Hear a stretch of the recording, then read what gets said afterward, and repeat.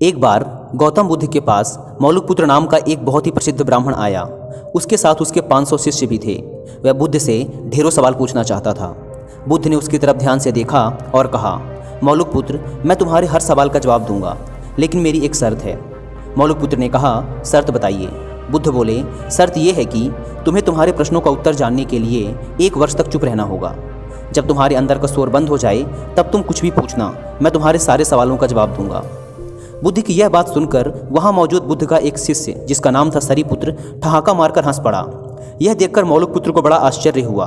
उसने बुद्ध के उस शिष्य से हंसने का कारण पूछा तो सरीपुत्र ने कहा, मैं भी कुछ सालों पहले ऐसे ही तुम्हारी तरह मन में बहुत सारे प्रश्न लेकर आया था।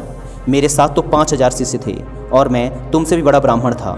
मन में बड़ा अभिमान था कि बुद्ध तो मेरे प्रश्नों का उत्तर दे ही नहीं पाएंगे, लेकिन बुद्ध की शर्तों के अनुसार 1 साल तक चुप रहा और अंत में मेरे पास कोई सवाल ही नहीं बचा। इस पर बुद्ध ने मौलिकपुत्र से कहा, मैं अपने वचन का पक्का हूँ, साल भर बाद जवाब जरूर दूंगा। 1 साल बीता और मौलिकपुत्र ध्यान में उतर गया। वह इतना मौन हो गया कि मन के अंदर की बातचीत भी खत्म हो गई। जब 1 साल बीत गया तो साल के आखिरी दिन बुद्ध ने उससे सवाल पूछने को कहा। मौलिकपुत्र हंसा और बोला, सरीपुत्र सही कह रहा था, अब मेरे पास पूछने को कुछ है ही नहीं। इस पर बुद्ध ने कहा, अगर हम मन में सच्चे नहीं हैं तो समस्याएं और प्रश्न होते हैं।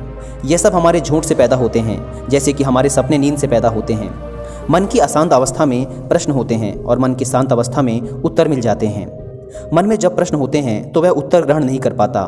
मौन हमें मन की ऐसी अवस्था उपलब्ध कराता है जहाँ हर प्रश्न का उत्तर होता है।